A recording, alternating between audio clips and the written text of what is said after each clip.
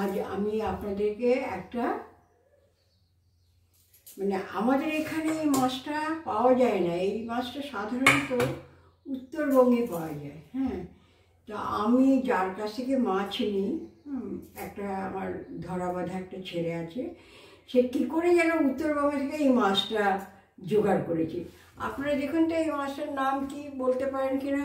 আমি তো জানি কাজরি মাছ। হ্যাঁ, কেউ কাজরি বলে, কেউ বাতাসি বলে। তা কাজরি মাছটাই হলো উত্তরবঙ্গে বিখ্যাত নাম।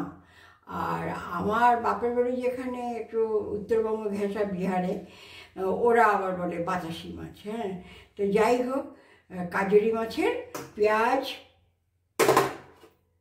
বেগুন আর ধনেপাতা দিয়ে আমি আপনাদেরকে রান্নাটা দেখাবো।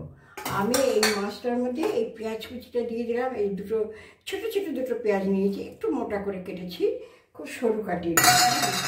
এর মধ্যে আমি দেবো হচ্ছে 1 চামচ হাফ চামচ হলুদের গুঁড়ো দেবো। 1 চামচ দিলে বেশি হয়ে যাবে। হাফ চামচ হলুদের গুঁড়ো দেবো আর হাফ চামচ লঙ্কার গুঁড়ো দেবো। এই লঙ্কার গুঁড়োটা আমার ঘরে বানানো, হাফ চামচ দিলাম। জিরের গুঁড়োটাও আমার ঘরে বানানো, ঘরে করেছি। আর ধনের গুঁড়োটাও আমার ঘরেই বানানো। হ্যাঁ, এই দিয়ে একটু কাঁচা তেল দেবো। হ্যাঁ, এই যে 1 পালির মতন এমনি তেল দিলাম। হ্যাঁ, আর হলো নুন দেবো। নুন দিয়ে ভালো করে মাখিয়ে একটু সময় রেখে দেবো। তারপর কড়াইতে তেল দেবো অল্প, দিয়ে কালো জিরে ফোড়ন দেবো। কালো জিরে ফোড়ন দিয়ে এটা কীভাবে রান্না হবে আপনারা দেখতে থাকুন। এই হাফ চামচ নুন দিয়ে আমি ম্যারিনেট করে রেখে দেবো এখন একটু সময়ের জন্য, বেশি সময়ের জন্য না। যতক্ষণ কড়াইটা গরম হবে তারপর আপনাদেরকে দেখাবে। এই সব কিছু দিলাম, এবার আমি হাত দিয়ে মাখিয়ে রেখে দেবো। এইবার আমি ছোটো মাছে না বেশি তেল দিতে নিই, বেশি তেল দিলে স্বাদ হয় না। আমি এই 1.5 পালির মতন তেল দিলাম, আর এখানে 1 পালি তেল দিয়েছিলাম, ব্যাস হয়ে গেল। এইবারে তেলটাকে খুব ভালো করে ঘোরাবো, যেন কড়াইয়ের চারিদিকে ভালোভাবে ঘুরে যায় তেলটা। কারণ এই মাছটা যাতে না লেগে যায়। লেগে গেলে, একে তো পাতলা মাছ, দেখুন মাছটা দেখুন ভীষণ পাতলা, খুব পাতলা। দেখতে পাবদা মাছের মতো লাগছে, কিন্তু পাবদা মাছ নয় এটা। হ্যাঁ, খুব পাতলা। এই মুখটা দেখুন, অবশ্য কাটা হয়ে গেছে, মুখটা বুঝতে পারবেন না, পাতলা মাছ। কাজে এটা যদি লেগে যায় তাহলে হয়ে গেল, 12টা বেজে যাবে।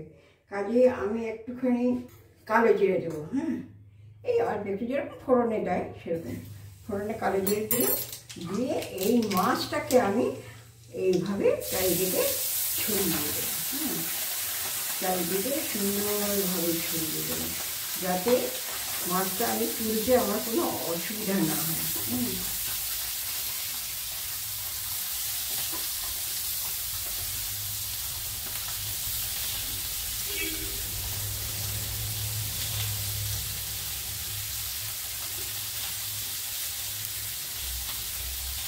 মশলাটা একদম ভালো করে দিয়ে দিলাম। এখন জল দেওয়া যাবে না, এখন একদম জল দেওয়া যাবে না। এইটা এরকম সিমে ঢাকা দিয়ে এটা হতে থাকবে। হ্যাঁ, তারপরে উল্টে দেবো। উল্টে দেওয়ার পরে তারপর বেগুন দিয়ে জল দিয়ে দেবো। 2 মিনিট রেখেছি আমি সিমে। এইবার দেখি ঢাকা খুলে ওই পিঠটা কীরকম হলো। ওটাও তো একটু একটু ভাজা ভাজা সেদ্ধ হতে হবে, তা নাহলে কাঁচা গন্ধ ছাড়বে। আচ্ছা, এবার আমি ঢাকাটা খুললাম। খুলে এইবার আমি দেখবো মাছগুলো আমি উল্টাতে পারি কিনা। হ্যাঁ, মাছ একদম একটু গায়ে লাগেনি। এই উল্টানোর ব্যাপারটা কী করবেন আপনারা, খুঁটি দিয়ে চারিপাশটা একটু এমনি করে নেবেন। হ্যাঁ, এমনি করে নিয়ে ভেতরের দিকটাও এমনি করে নিয়ে এমনি করে, তারপরে সবাই উল্টাতে পারে না কিন্তু। হ্যাঁ, এই ঝাঁকি দিয়ে এই সাইডে নিয়ে আসলেন। হ্যাঁ, টানা হয়ে গেল।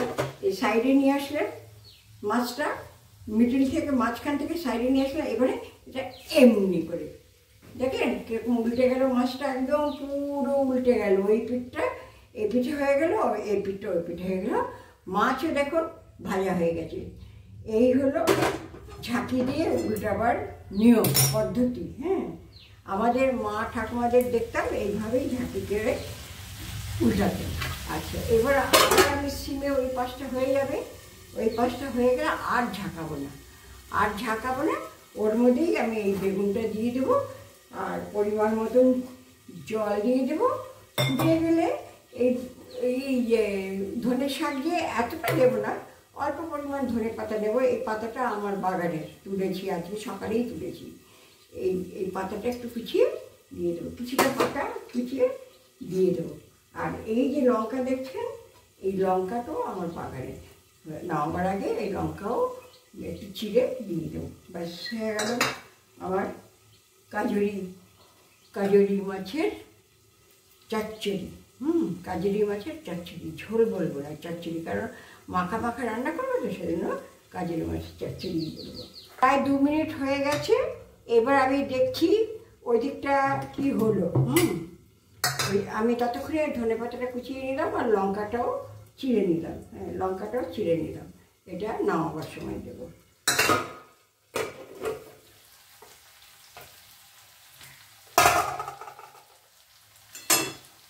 আপনাকে দেখাচ্ছি ও পিঠটা, যে এই পিঠটা যেরকম হয়েছে ও পিঠটাও। আচ্ছা, আবার ঝাঁকিয়ে আপনাদের দেখিয়ে দিই।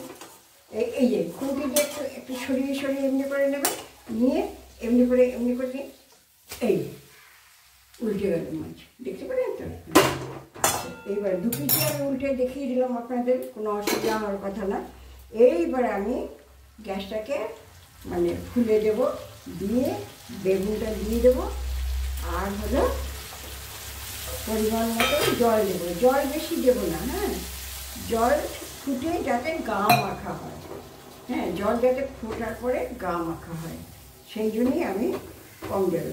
মনে করুন আমি এইটুকুনি ঝোল রাখবো, ফোটার জন্য আমি আরেকটুখানি জল দেবো। এতে বেশি জল দিলে ভালো লাগবে না। হ্যাঁ, এরপরে যখন ফুটে যাবে তখন আমি এটার মধ্যে আপনি সামান্য একটু আলুও দিতে পারেন, তো আমি আলু দিইনি। হ্যাঁ, আমি পেঁয়াজ আর বেগুন দিয়ে করলাম। আলুটা আমরা একটু কম খাই, তাই জন্য আমার মনে নেই আলু দেওয়ার কথা। ঠিক আছে, এই হলো, ঢাকা দিয়ে দিলাম। এবার একটু সিম করে দিই। ওটা আস্তে আস্তে হতে থাক। আর আমার সব কিছু হয়ে গেল, আর ধনে পাতাও কুচানো হয়ে গেছে। দেখুন টকবক করে ফুটছে এখনও। আর এটা বেশি নাড়াচাড়া করতে, পেঁয়াজ দিয়ে এইভাবে রান্না করলে না তরকারিটা একদম ঘাটাঘাটি করতে, ওর মতন ওকে হতে দেবেন। যে অনেকে যে এইভাবে ঘাটবে ওইভাবে ঘাটবে, পেঁয়াজটা গলে যাবে, টেস্ট খারাপ হয়ে যাবে। একদম না, আমি এই সাইড থেকে করলাম, শুধু সাইড থেকে বেগুনটা ঠিক করে দিলাম। আমি কিন্তু ঘাটাঘাটি আর করবো না। আর জল এখনও আছে, কাজেই আমি ঢাকা দিয়ে রেখে দিই। বেগুনটা যখন সেদ্ধ হয়ে যাবে, আলু তো দিইনি, আলু তো সেদ্ধ হওয়ার কথা নেই, বেগুনটা যখন সেদ্ধ হয়ে যাবে তখন আমি ধনেপাতা দিয়ে কাঁচা লঙ্কা দিয়ে নামিয়ে দেবো। এই দেখুন ঝোলটা অনেক কমে এসছে। এই বেগুনটা একটুখানি উল্টে দিই, এদিকটা মনে হচ্ছে যেন একটু হয়নি, হয়ে গেছে, মাঝখানের জিনিস তো। এইবার আমি ধনেপাতাটা দেবো।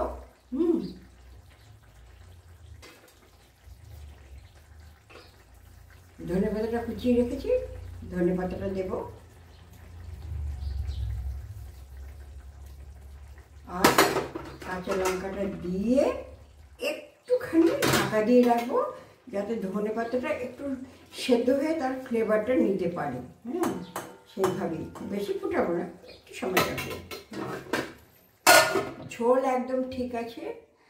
আর আপনারা ইচ্ছে করলে আলু দিতে পারেন। আমার আলু না দিয়ে না আলুর অভ্যাসটা চলে গেছে, তো ওই জন্য আমার মনে নেই যে আলু দিতে পারেন। আলু ছাড়াও করা যায়, আলু ছাড়া তো আমরা খাই। কাজের মাছের ঝোল হয়ে গেছে। এই দেখুন, একটা মাছও আমার এক ফোঁটা ভাঙেনি, সব গোটা গোটা রয়েছে, দেখেছেন, সব গোটা গোটা রয়েছে, একটা মাছও আমার ভাঙেনি। হ্যাঁ, একটা মাছও ভাঙেনি। এইভাবে রান্না করে খেয়ে দেখবেন, খুব ভালো। যদি পাওয়া যায় হয়তো, আমরা জানতাম না তাই, কিন্তু এই ছেলেটি এত ভালো, আমাদের মানে খোঁজ খবর নিয়ে বাড়িতে এসে মাছ দিয়ে যায়। ও খুব ভালো ছেলে। হ্যাঁ, এই জন্যই আমি খেতে পেলাম। আমার বহুদিনের পুরনো, যখন আমরা উত্তরবঙ্গ ওইদিকে ছিলাম তখনকার মাছটা আমি পেয়ে গেলাম, তাই জন্য আপনাদেরকে রেসিপি করে দেখিয়ে দিলাম। আচ্ছা, এইবারে পেলে পরে এইভাবে রান্না করবেন। দরকার হলে আপনারা একটু আলু সরু সরু করে কেটে দেবেন। আর ভালো লাগলে তো আমাকে কমেন্টস করে জানাবেনই। আর সাবস্ক্রাইব করবেন, কমেন্টস করবেন, লাইক করবেন, পারলে শেয়ার করে দেবেন। ঠিক আছে, আজ দিনের বেলায় করলাম, কিন্তু দিনের বেলা দুবার বাধা পড়লো, কেউ না কেউ এসে ডাকবেই দিনের বেলা, সেই জন্য ঠিক আছে, ওকে, থ্যাংক ইউ। আচ্ছা, এই যে কাজলি মাছের চচ্চড়ি, আমি ভুল করে অনেকবার ঝোল বলে ফেলেছি। ঝোলও বলা যায়, চচ্চড়িও বলা যায়, একটু তো ঝোল আছেই। উনি খেয়ে বলবেন কেমন। নাও তুমি খাও, একটু খাও, নাও ভাতের সঙ্গে মেখে খাও, খেয়ে বলো কেমন হয়েছে। খুব ভালো। কেমন হয়েছে, স্বাদ কেমন হয়েছে রান্নাটা? খুব ভালো হয়েছে। ভালো হয়েছে। আচ্ছা, তাহলে মাছটা আরো ভালো। মাছটা ভালো, অনেকদিন পরে পেলে, শঙ্করের জন্যই পেলে। আমাদের যে মাছ দেয় তার নাম হলো শঙ্কর, খুব ভালো ছেলে, আমাদেরকে বেছে বেছে ভালো ভালো মাছ দেয়। আচ্ছা, ঠিক আছে, ওকে, থ্যাংক ইউ। মাছটা যে অনেকদিন পরে খেলাম, কিন্তু এত ভালো সে কল্পনা করা যায় না।